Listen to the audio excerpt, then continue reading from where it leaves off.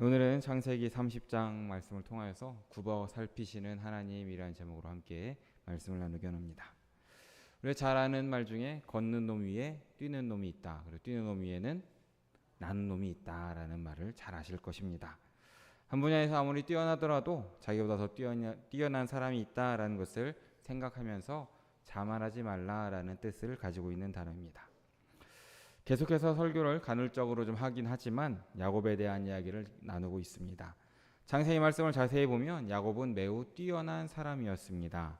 머리가 비상했고 임기응변도 뛰어났고 중요한 육체적 힘도 셌고 사람들의 마음을 얻는 기술도 최고였던 사람입니다.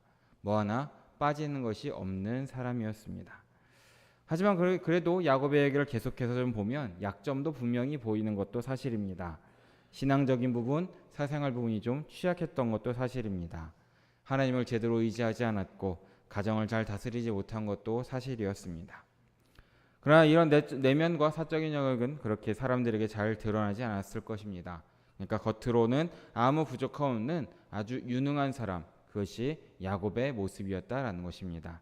그러니까 야곱은 분명 걷는 놈 위에 뛰는 놈이다라고 볼 수 있는 것이 야곱의 모습이다라는 것입니다. 그런 야곱도 넘지 못하는 사람이 오늘 우리가 읽은 본문에 나옵니다. 그 사람은 바로 삼촌이자 장인이었던 라반이었습니다.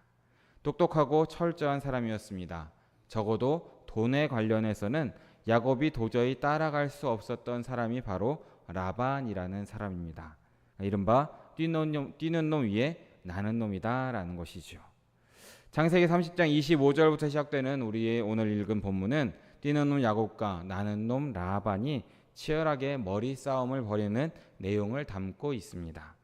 이 이야기는 모든 것을 내려다보시고 굽어 살피시는 또 한 분, 하나님의 이야기이기도 하다라는 것을 우리는 기억하시길 바랍니다. 그래서 성경 통틀어 가장 치열한 이 두뇌 싸움을 벌이는 두 남자의 이야기 가운데 우리가 마땅히 만나야 할 그분을 만나시는, 굽어 살피시는 하나님을 만나시는 우리 모두 되시길 진심으로 바라겠습니다.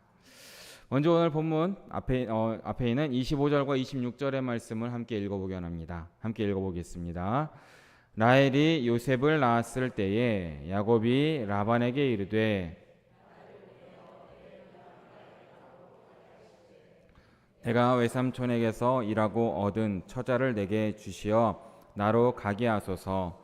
내가 외삼촌에게 한 일은 외삼촌이 아시나이다. 아멘. 라반의 집에서 이제 오랫동안 종살이를 했습니다. 그런 야곱은 이제 집으로 돌아가겠습니다 라고 말하고 있습니다. 하나님께서 아브라함에게 주신 약속을 이어야 하는 야곱은 속히 약속의 땅인 가나안 땅으로 돌아가야 됐다라는 것입니다. 근데 라헬이라는 여인을 만나서 돌아갈 날이 한없이 늦춰졌습니다. 그것도 라반에게 속아 기간이 무려 2배가 되었습니다. 야곱은 신부 집창금을 받기 위해서 무려 14년이나 무급으로 노동을 했다라는 것을 우리는 말씀 가운데 기억합니다. 그래서 마침내 약속 기한도 지났고 불임으로 고통받던 라헬도 요셉을 낳게 되는 것을 보게 되었습니다. 이제 정말 떠날 때가 된 것 같습니다. 지금 이 말을 할 때 야곱의 나이는 성경학자들의 연구 결과를 보면 아무리 적게 잡아도 90세입니다. 90세입니다. 야곱이 가나안 땅에 살 때 가난하거나 불우하게 살던 사람도 아니었습니다. 야곱은 이 가나안 땅에 있는 아버지 그 이삭 아래에서 아주 부유하게 살았던 사람이 이 야곱이었습니다. 야곱이 어쩌다가 라헬에게 반하고 라반에게 속아 지금 긴 세월을 하란 땅에서 종살이하듯 일하며 보냈지만 원래 야곱은 그럴 사람이 아니었다라는 것입니다. 그래서 이제 그는 외삼촌 라반에게 가족들과 함께 고향으로 돌아갈 수 있게 해달라고, 이제 가서 유업을 이어야 된다. 90살이니까 나도 돌아가서 가문을 이어야 되겠다라고 요청하는 것을 보게 됩니다. 그래서 우리는 이 대목에서 이제 야곱이 정말 정신을 차렸구나. 비로소 이제 약속의 땅 가나안으로 가서 아버지의 유업을 이으려 하는구나 라고 생각할 수 있다라는 것입니다. 하지만 야곱은 이런 기대를 단번에 허물어뜨립니다. 우리 이어지는 27절과 28절의 말씀도 함께 읽어보기 원합니다. 함께 읽어봅니다. 라반이 그에게 이르되 여호와께서 너로 말미암아 내게 복 주신 줄을 내가 깨달았노니 내가 나를 사랑스럽게 여기거든 그대로 있으라. 또 이르되 내 품삯을 정하라. 내가 그것을 주리라. 아멘. 이제 여기에서 라반이 야곱을 잡습니다. 외삼촌 라반이 내 품삯을 정하라. 내가 그것을 주겠다라고 28절에서 제안을 하고 있습니다. 그러자마자 야곱이 고향에 돌아가겠다라고 하는 말은 쏙 사라집니다. 그리고 곧바로 임금 협상을 하는 장면이 이어서 나오는 것입니다. 그러니까 다시 생각해보면 야곱은 정말로 가나안에 돌아가려고, 아버지께 돌아가려고 25절 26절에서 그런 말을 했던 것이 아니다라는 겁니다. 불평등한 계약 조건을 좀 바꿔서 내가 한몫 챙겨야겠다라는 마음으로 마음에도 없는 소리 집에 가겠습니다라는 이런 거짓말을 했다라는 것입니다. 그리고 라반은 이 야곱의 의도를 정확히 알았습니다. 그래서 임금 협상을 시작하자라는 이야기를 하고 있는 것입니다. 어떻게 보면 야곱은 이 임금 협상에 제대로 된 본의 모습을 보여주고 있습니다. 먼저 집에 가겠습니다 라고 말을 시작합니다. 뭡니까? 지금 말로 하면 더 이상 이 직장에 못 있겠습니다 라는 겁니다. 그러자 갑자기 유능한 직원을 잃게 된 사장이 아쉬운 소리를 할 수밖에 없는 것이죠. 그래, 그러면 얼마 주면 남을 거냐? 내가 한번 같이 일할 테니까 네가 원하는 바를 말해봐라 라고 이야기하는 것과 비슷하다라는 것이죠. 그래서 어떻게 합니까? 이 야곱은 이제 자신이 올린 성과를 하나하나 언급을 합니다. 우리 29절과 30절 말씀도 함께 읽어보겠습니다. 야곱이 그에게 이르되 내가 어떻게 외삼촌을 섬겼는지 어떻게 외삼촌의 가축을 쳤는지 외삼촌이 아시나이다. 내가 오기 전에는 외삼촌의 소유가 적더니 번성하여 때를 이루었으니 내 발이 이르는 곳마다 여호와께서 외삼촌에게 복을 주셨나이다. 그러나 나는 언제나 내 집을 세우리이까.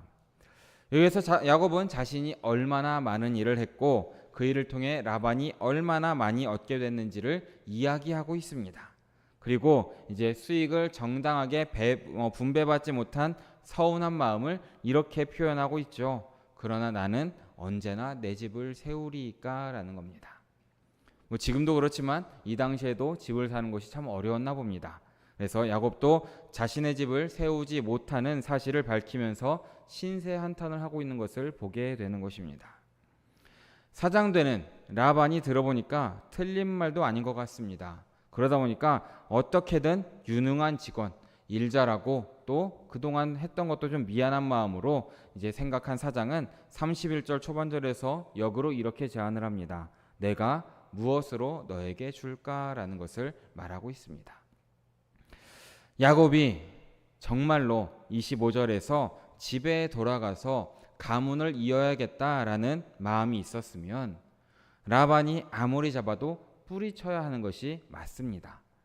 분명 돌아가서 가문을 이어야 되는 것이 맞지요. 지금 나이가 90세라고 말씀을 드렸습니다. 언제 하나님이 부르실지 모르는 이 시간에 다시금 돌아가서 가나안 땅에서 유업이 있는 것이 야곱이 해야 될 일이었습니다. 아무리 좋은 조건을 제시해도 사표를 던지고 나오는 것이 맞는 행동이었습니다. 하지만 야곱은 어떻게 합니까? 그렇게 하지 않습니다. 대신 미리 준비하고 정리해둔 조건을 하나하나 적어서 제시를 하는 모습을 보여줍니다. 32절 말씀을 좀 함께 읽어보겠습니다. 함께 읽습니다. 오늘 내가 외삼촌의 양떼에 두루 다니며 그 양 중에 아롱진 것과 점 있는 것과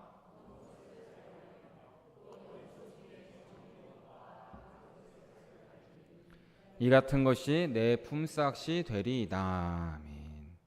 지금 야곱은 지금 정해진 연봉이 아니라 성과급을 요구하고 있습니다. 자기가 돌보는 외삼촌의 양과 염소 중에 털에 무늬가 있는 이 얼룩이들만 나중에 받겠습니다라고 얘기하고 있는 것입니다. 근데 이것들은 당시 목자들의 일반적인 품삯에 비하면 작은 품삯이라고 합니다. 이때 이 당시 근동의 목자들은 자신이 돌보는 주인의 양떼에서 나오는 털과 고기, 우유 같은 부산물을 함께 받았고 2할 정도, 20% 정도의 양떼를 품삯으로 받았다라는 것입니다. 그러니까 100마리면은 20마리 정도가 내 몫이었다라는 것이죠. 근데 야곱이 라반에게 요구한 것은 그것의 절반 정도밖에 되지 않는다고 합니다. 양과 염소 중에 털에 아롱진 것, 점 있는 것, 검은 것의 비율이 10% 정도밖에 되지 않았다라는 것입니다. 야곱은 지금 임금 협상을 준비하면서 정말 잘 준비해서 라반에게 이야기합니다. 근데 이러면서 외삼촌이고 사장인 이 라반에 대해서 자세하게 생각해 봤을 것입니다. 이제까지 겪어온 라반은 보통 사람이 아니었습니다. 자신도 똑똑하다라고 생각했는데 라반에게 속아 14년 동안 아무런 임금 없이 일했다는 것을 생각해 보면 라반에게는 쉽게 가서는 안 되겠다라고 생각했을 것이죠. 그래서 양떼 중에서 임의로 다른 사람들처럼 20%를 받겠다라고 하면 혹시라도 외삼촌의 마음이 바뀌거나 다른 수를 써서 못 받게 할 수도 있다라는 것을 미리 캐치한 것입니다. 그러다 보니까 눈에 확연히 보이는 이 번복할 수 없는 양들 중에 얼룩이 있는 것들만 무려 10% 정도만 받겠습니다라는 것을 결정했다라는 것입니다. 누가 봐도 수긍할 수 있는 얼룩이 염소들만 받겠습니다라고 얘기했던 것입니다. 지금 야곱은 어떻게 해서든 설령 적더라도 자기 몫을 좀 가져야겠다라는 마음으로 이 이야기를 하고 있는 것입니다. 하란에서 지금 살아온 동안 아무 소득이 없었습니다. 그리고 부양 가족만 계속해서 늘어나고 있습니다. 이 상황 자체가 너무나 답답했을 것입니다. 그래서 적든 많든 수고한 만큼 조금이라도 모은 것이 있기를 바랬던 것입니다. 빈털터리로 고향에 갈 수는 없었던 것이죠. 금이 환영하고 싶은 마음이 누구나 있는 것 아니겠습니까? 그러니까 야곱은 지금 이런 방법을 쓰고 있는 것입니다. 야곱은 양을 돌보는 일하면 정말 자신 있는 사람이었습니다. 양떼 전체를 크게 늘리면 자신도 더 큰 수익을 얻게 될 것이다 라고 확신을 했던 것입니다. 지금 예를 들어서 라반의 양이 100마리가 있는데 잘 기르고 잘 돌봐서 총량이 1000마리까지 키우게 되면 그 중에 10% 100마리나 늘어나게 된다는 것을 예상하고 이런 이야기를 꺼내고 있다는 것입니다. 이렇게 어떻게든 자기 몫을 챙길 계획을 하나하나 세우고 임금 협상의 시작부터 끝까지 야곱이 주도하고 있는 것을 우리는 보게 되는 것입니다. 분명 야곱이라는 사람은 확실히 이렇게 보면 걷는 자들 위에 있는 뛰는 놈이 맞는 것 같다라는 생각이 든다라는 것이죠.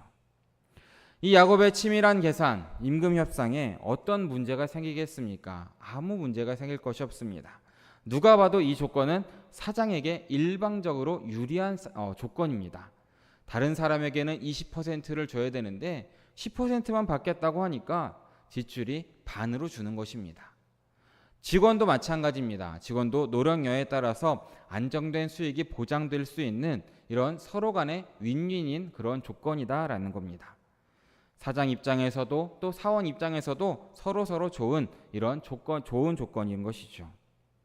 그래서 이제 외삼촌 라반은 이 조건을 상세하게 살핍니다. 그러면서 34절 말씀을 보면 서명까지 하는 것을 우리는 보게 됩니다. 여기까지는 이제 야곱의 의도대로 차근차근 진행이 되었습니다. 모든 것이 다 야곱의 뜻대로 되는 것 같습니다. 이제 야곱은 삼촌의 양떼 중에 10% 정도 되는 얼룩덜룩한 것들을 잘 돌보면 됩니다. 약속을 내자면 이 짐승이 새끼를 낳을 때 얼룩이가 태어날 확률이 조금 더 높아지면 좋을 것 같습니다. 그런데 여기에서 커다란 문제가 한 가지 또 생기게 됩니다. 외삼촌 라반이 전혀 예측하지 않았던 이상한 행동을 하는 것을 보게 됩니다. 분명 애초에 라반은 야곱의 말을 잘 들어줬습니다. 신세 한탄도 들어주었고 넋두리도 들어주었고 다 부정하지 않고 그래 네가 지금까지 수고했다라는 말을 들어주었습니다. 야곱의 능력도 칭찬해 주었고 계속 함께하자며 백지수표까지 건네는 것을 보았습니다. 여기까지 보면 라반은 정말 좋은 사람이고 마음씨 좋은 주인이고 사장의 모습을 보여주고 있습니다. 이 모든 것은 마지막 행동 하나로 이 모든 것이 착각이었다라는 것을 우리는 보게 됩니다. 35절과 36절 말씀을 함께 읽어보겠습니다. 그날에 그가 순염소 중 얼룩무늬 있는 것과 점 있는 것을 가리고 암염소 중 흰 바탕에 아롱진 것과 점이 있는 것을 가리고 양 중에 검은 것들을 가려 자기 아들들의 손에 맡기고 자기와 야곱의 사이를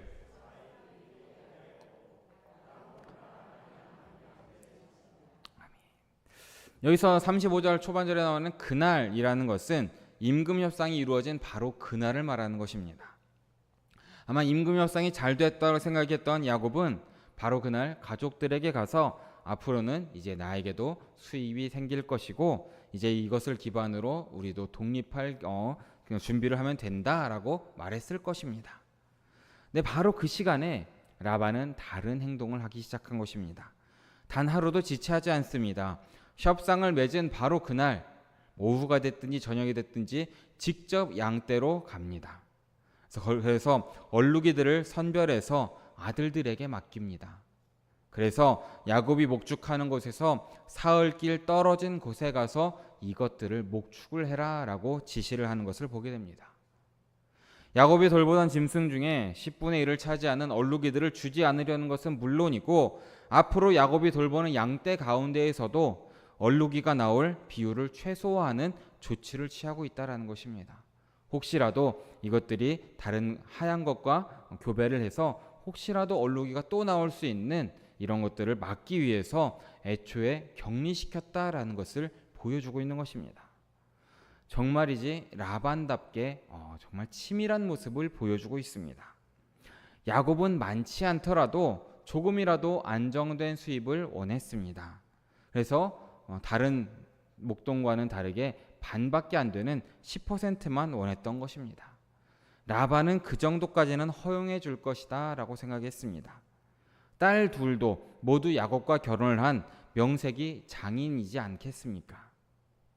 하지만 라반은 사위인 야곱에게 10분의 1도 줄 마음이 하나도 없었다라는 것입니다.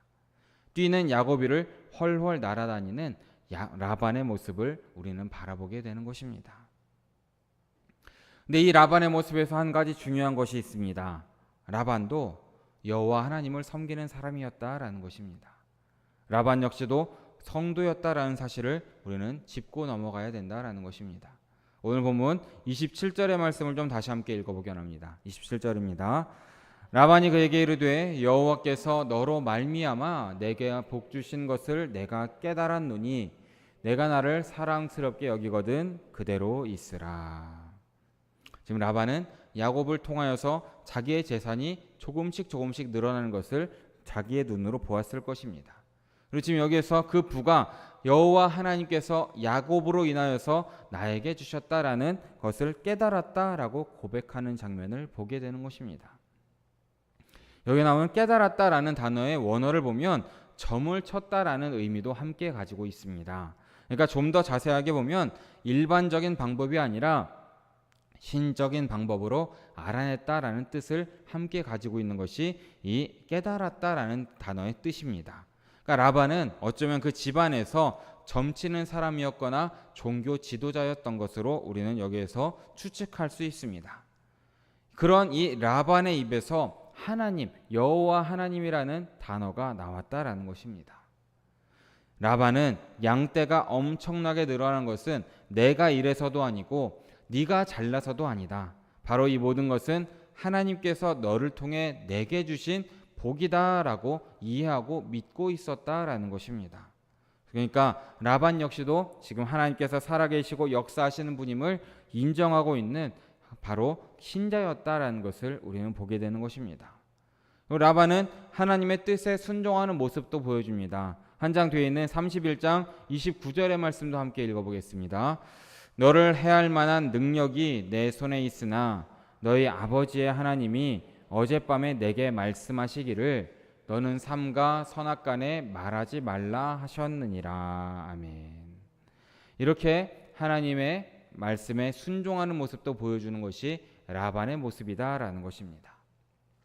그런데 우리가 이 성경 말씀을 통해서 계속 보고 있는 것은 중요한 것은 라반을 움직이는 것은 신앙도 아니고 가족애도 아니었다라는 것입니다. 무엇입니까? 라반을 움직이는 힘은 바로 돈이다라는 것입니다. 돈 때문에 이러한 일들이 일어났던 것이고 또한 계속해서 라반은 일을 꾸미고 만들고 있다라는 것을 우리는 기억해야 되는 것입니다. 그리고 이런 사실은 우리에게도 중요한 물음을 던져주고 있는 것이죠. 이 땅을 사는 많은 그리스도인들 삶 가운데에서도 이러한 라반의 모습이 누구에게나 숨겨져 있다라는 것입니다. 우리 모두는 하나님께 뜻을 구했다, 하나님께서 말씀하셨다라는 표현을 쉽게 합니다. 하나님의 뜻을 위해 산다, 하나님의 영광을 위해 산다라는 말도 참 많이 하고 있습니다. 하지만 우리가 잘 우리의 스스로의 삶을 뒤돌아보면 막상 하루하루를 눈에 보이는 것, 엄밀히 말해서 세상의 권력, 세상의 재물을 쫓아 사는 경우가 너무나도 많다는 것을 우리 스스로는 잘 알고 있다라는 것이죠. 그러기에 사랑하는 여러분, 우리 사랑하는 성도님들께서는 눈에 보이는 것을 위해 살지 마시기를 진심으로 바라겠습니다. 돈이 필요가 없다는 것이 아닙니다. 돈은 분명 필요합니다. 우리의 삶을 영위하고 우리의 삶을 살아가는데 돈과 재물은 무조건 필요한 것입니다. 하지만 그것이 목적이 되어서는 안 된다라는 것이죠.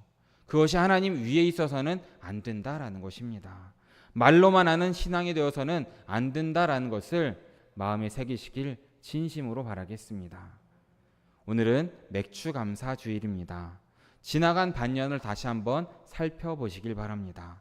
하나님께서 우리의 삶 가운데 너무나 많은 것을 베풀어 주셨고 이 시간 이 자리에 우리가 예배할 수 있도록 인도해 주신 하나님의 섭리를 다시 한번 살펴보시기를 진심으로 바랍니다. 그러면 그 감사함으로 그 신앙으로 살아갈 때에 우리는 라반과 같은 삶이 아니라 진짜 신앙인으로 진짜 그리스도인으로서 살아가게 될 것입니다. 그러기에 우리 사랑하는 성도님들께서는 2023년 남은 이 6개월간도 눈에 보이지는 않지만 늘 함께 하시는 하나님의 손길을 기대하시고 하나님의 손길을 바라보시고 그렇게 하나님과 동행하시며 살아가시는 성도님들 모두 되시기를 진심으로 바라고 축복합니다. 이제 본문으로 돌아와서 다음 날 이제 들판에 나가 눈앞에 얼룩이 양, 얼룩이 염소들이 한 마리도 없는 것을 본 야곱의 모습을 우리가 좀 함께 살펴보려고 합니다. 얼마나 절망했겠습니까?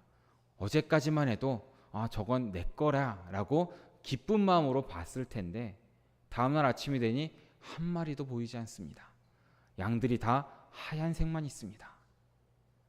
얼마나 배신감도 컸겠습니까? 또 삼촌이 일을 저질렀구나. 그러나 지금 야곱에게는 앉아서 한탄할 시간이 없었습니다. 뭐라도 해야 됐습니다. 어떻게든 내 양, 이 얼룩이들을 만드는 그런 일을 해야 됐습니다. 야곱은 그래서 일어나서 다른 방법을 시도를 합니다. 당시 이 짐승의 생식과 관련된 미신에 의지해서 행동을 하는 것을 보여줍니다.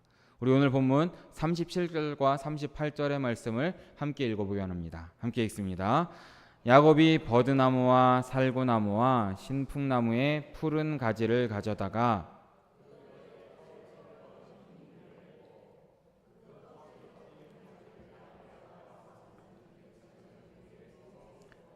양떼를 향하게 하매 그때가 물을 먹으러 올 때에 새끼를 베니. 지금 야곱이 어떤 것을 합니까? 버드나무, 살구나무, 신풍나무의 이 푸른 가지를 가져다가 껍질을 벗깁니다. 그래서 얼룩덜룩하게 만들었다라는 것이죠. 이것들을 짐승들이 주로 이 교미하는 개천의 물구유 앞에 세워놓았던 것입니다. 얼룩덜룩한 나뭇가지를 보면서 교미를 하면 새끼들 중에 얼룩이가 더 많이 나올 것이다 라는 것을 기대하면서 이렇게 했다라는 것입니다. 성경학자들은 이 부분을 여러 방식으로 연구했고 다양한 견해를 내놓았습니다. 이 나무에 실제로 효험이 있다는 견해도 내놓았고 교미하는 짐승의 눈에 보이는 것이 새끼의 색깔을 결정한다는 견해도 내놓았고 멘델의 유전 법칙에 따라 우성과 열성의 법칙이 있고 이 비율을 활용하면 얼룩이를 많이 얻을 수 있었다라는 견해 등이 그것입니다. 근데 제가 알고 있는 신앙적, 생물학적 확신은 야곱의 이런 모든 행동은 쓸데없었다라는 것입니다. 이런 민간 처방은 야곱이 돌보는 이 양떼 가운데 염소 떼 가운데 얼룩이를 나게 할 수 있는 어떤 방법도 아니었습니다. 과학도 아닙니다. 생물학도 아닙니다. 우리가 알고 있는 어떤 것에도 이런 내용은 나오지 않습니다. 같은 조건으로 아무리 실험을 해봐야 얼룩이를 조금 더 20% 30% 얻을 수는 없을 것입니다. 야곱이 한 일이니까, 그래도 말씀에 나오는, 성경에 나오는 야곱이 한 일이니까 뭔가 의미 있지 않을까라고 생각할 수도 있습니다. 야곱은 똑똑했고 우리보다 목축을 잘하는 사람이니까 이러한 방법으로 얼룩이를 많이 얻거나 부자가 되었다라고 생각할 수도 있습니다. 하지만 그는 사실 아무짝에도 쓸모없는 일을 했다라는 것입니다. 이런 일들은 그의 짐승이 많아지는데 어떤 것도 기여한 바가 없습니다. 그럼에도 불구하고 우리가 말씀을 자세히 보면 이 일에 인과관계가 있는 것처럼 우리에게 말해주고 있습니다. 우리 39절과 43절 이 두 절의 말씀을 함께 읽어보겠습니다. 가지 앞에서 새끼를 뱀으로 얼룩얼룩한 것과 점이 있고 아롱진 것을 낳은지라. 이에 그 사람이 매우 번창하여 양떼와 노비와 낙타와 나귀가 많았더라. 아멘. 이상합니다. 제가 분명 이것은 아무런 효험이 없다라고 했는데 성경 말씀을 보면 많은 것들을 낳았다라고 기록하고 있습니다. 야곱이 돌보는 흰 양과 흰 염소떼 가운데 이렇게 수많은 얼룩이들이 태어난 것, 이것을 도대체 어떻게 설명할 수가 있겠습니까? 우리는 이 현상을 야곱이 행한 미신적인 민간요법이 아니라 하나님의 특별한 일하심, 즉 하나님의 손길로 우리는 바라볼 수 있어야 된다라는 것입니다.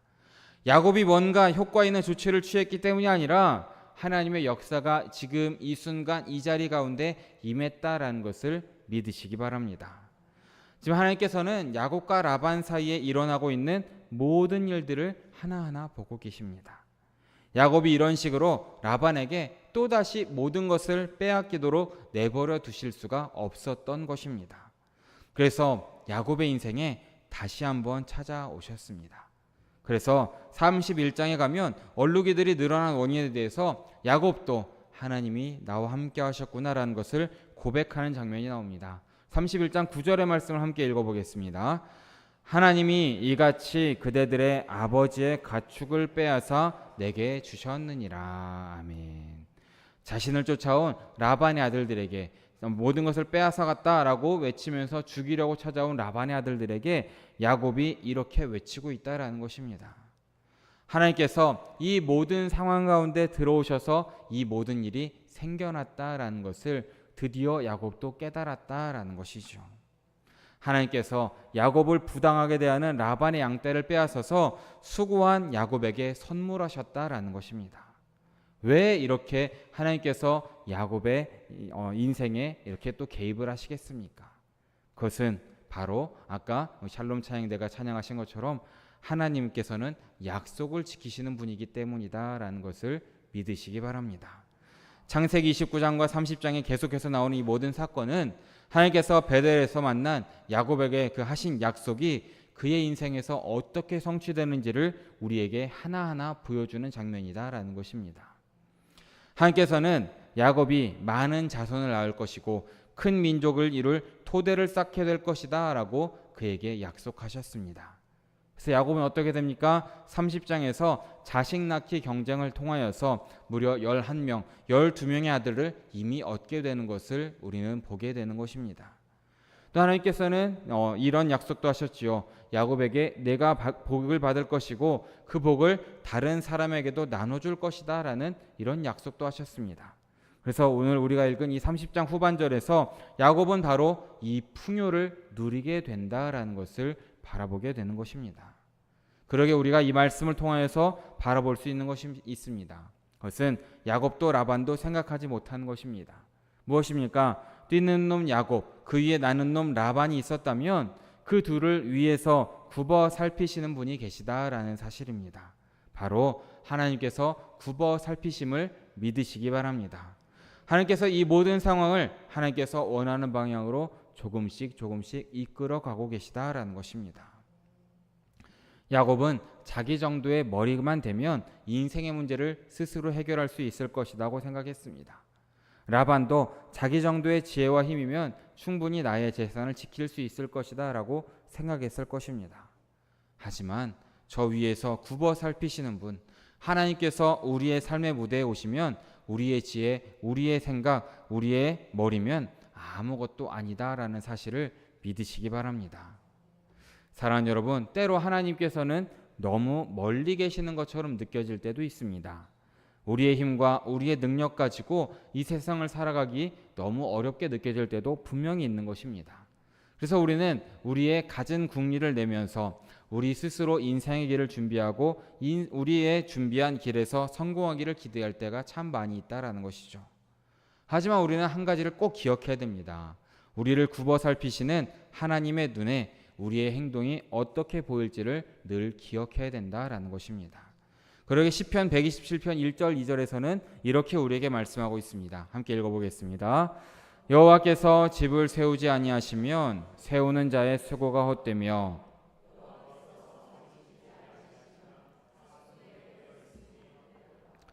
너희가 일찍 일어나고 늦게 누우며 수고의 떡을 먹음이 헛되도다. 아멘. 하나님께서 세우시지 않는 집은, 하나님께서 지키시지 않는 성은, 하나님께서 함께하지 않는 그런 수고는 모두 헛되다라는 것을 우리에게 가르쳐주고 있는 것입니다. 굽어 살피시는 하나님과 함께하지 않으면 이 땅에 어느 것도 남지 않는다라는 것을 우리는 늘 기억해야 된다라는 것입니다. 그러기에 사랑하는 우리 성도님들은 이 말씀을 우리가 마음판에 새기심으로써 모든 것을 굽어 살피시는 하나님과 동행하시길 진심으로 축복합니다. 그러므로 언제나 하나님의 뜻을 묻고 듣고 순종하며 살아가시길 진심으로 바랍니다. 그래서 언제나 하나님의 기적을 누리시고 하나님의 기적에 감탄하시며 하루하루를 살아가시는 복된 인생 모두 되시기를 진심으로 바라겠습니다. 아직 끝나지 않았습니다. 화면 저거 아닙니다. 한 가지만 마지막으로도 살펴보려고 합니다. 이 말씀을 보면서 우리가 함께 느끼는 것 중에 하나는 이상하게 하나님께서 말씀 가운데 너무 늦게 개입하시는 것은 아닐까라는 생각이 듭니다. 어차피 좀 들어오실 거면, 어차피 말씀 가운데 들어오실 거면 조금 더 일찍 오셨으면 어떨까라는 생각도 듭니다. 야곱이 14년 동안 무임금으로 일을 했습니다. 그리고 6년이나 더해서 20년이나 라반의 집에서 거의 종처럼 일을 했다라는 것입니다. 20년, 짧지 않은 시간입니다. 너무나 긴 시간이다라는 것도 생각이 됩니다. 하지만 이 모든 것은 하나님의 때와 관련되었다라는 것입니다. 이 때, 카이로스의 때는 하나님께서 정하시는 것입니다. 하지만 이 때를 정하시는 하나님의 보편적인 방법이 있습니다. 그것은 바로 하나님의 일하심을 구하는 그런 사람들의 간절한 기도와 소원과 기도가 필요하다라는 것입니다. 우리의 삶의 상황이 나의 능력, 나의 힘으로는 해결할 수 없으며 오직 하나님의 은혜가 임해야 해결된다라는 것을 깨닫고 아는 사람들이 하나님께 나와 기도하고 엎드릴 때에 하나님께서 응답하심으로 일하신다라는 것입니다. 야곱은 지난 20년 동안 하나님 앞에 나오지 않았습니다. 그저 자신의 머리를 쓰기 위해서 임금 협상을 해왔고 또 그 자신의 방식으로 임금을 결정했습니다. 하지만 그날 자신은 단 한 마리도 짐승을 받지 못하는 것도 깨달았습니다. 자신의 머리보다 100배나 좋은 라반에게 속았다라는 것입니다. 하지만 그때에도 야곱은 하나님께 엎드리지 않았습니다. 그저 미신을 따랐던 것입니다.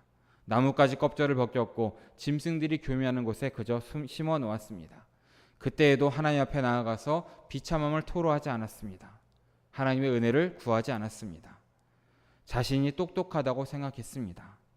그 결과 어떻습니까? 하나님께서는 라반을 들어 야곱을 치시는 것도 우리는 보게 될 것입니다. 야곱보다 더 똑똑하고 세속적인 인물을 들어서 야곱이 자신의 잘남으로는 살 수 없다라는 것을 깨닫게 하셨다라는 것입니다. 그때까지도 야곱은 이를 인정하지 않았습니다. 그래서 20년이라는 시간이 걸렸다라는 것입니다. 돌고 돌아 어쩔 수 없이 나의 생각, 나의 지혜로는 이 세상을 살 수 없다라는 것을 인정하게 된 바로 그때에 하나님께서 야곱의 인생 가운데 찾아오셨다라는 것을 믿으시기 바랍니다. 사랑하는 여러분, 혹시 우리 가운데 그런 상태에 놓인 분이 있으십니까? 어려움이 계속되고 문제가 도무지 풀리지 않은 분도 있으십니까? 열심히 일했는데, 열심히 살고, 열심히 입고, 열심히 임금도 받았는데 여전히 삶이 곤고한 분이 있으십니까? 그것이 야곱에게 이제는 돌아오라라는 신호였다라는 것을 기억하시기 바랍니다. 그래서 이것은 오늘 우리를 향한 신호라는 것도 우리는 깨어서 파악하고 기도하며 나아갈 수 있어야 된다라는 것입니다. 지금보다 조금 더 어릴 때 저 역시도 탁월한 사람이 되고 싶었습니다. 설교만 하면 많은 사람들이 하나님을 믿고 베드로처럼 부흥을 이루는 그런 사람이 되고 싶었고, 찬양 인도도 잘하고 사역도 맡겨진 거 척척 잘하는 이른바 뛰는 놈이 되고 싶었습니다. 그런데 가진 애를 써서 그 자리에 가보면 좌절이 밀려왔습니다. 거기엔 도무지 따라갈 수 없을 것 같은 나는 놈들이 너무나 많았다라는 것입니다. 힘들었고 쓰러질 뻔한 적도 많았고 제 자신에게 화가 난 적도 많았습니다. 근데 조금씩 신앙이 성숙하면서 확신하게 되는 것이 하나 있습니다. 제게 필요한 것은 다른 것이 아닙니다. 굽어 살피시는 분이고, 또한 하나님께서 제게 원하시는 것은 그분 앞에 엎드리는 놈이 되어야 된다라는 것입니다. 우리도 그래야 됩니다. 사랑하는 성도님들도 굽어 살피시는 분 앞에 엎드리는 사람이 되시기를 진심으로 축복합니다. 그러한 주님의 신호를 이해하고 이제 주님께 나아가야 된다라는 것입니다. 뛰는 놈 위에 나는 놈이 있다라는 것을 우리는 인정해야 되지만, 그 모든 것 가운데 위에서 굽어 살피시는 분이 계시는 것을 우리는 모두 믿어야 됩니다. 그리고 그분께 두 손 들고 나아가시길 진심으로 바랍니다. 그때 하나님께서는 우리의 모든 기도에 응답하신다라는 것을 기억하시면서 하나님께 늘 엎드려 기도하심으로 하나님의 축복과 은혜가 늘 가득한 우리 사랑하는 영혼의 성도님들 모두 되시기를 진심으로 바라고 축원합니다. 이 시간 함께 모두 일어나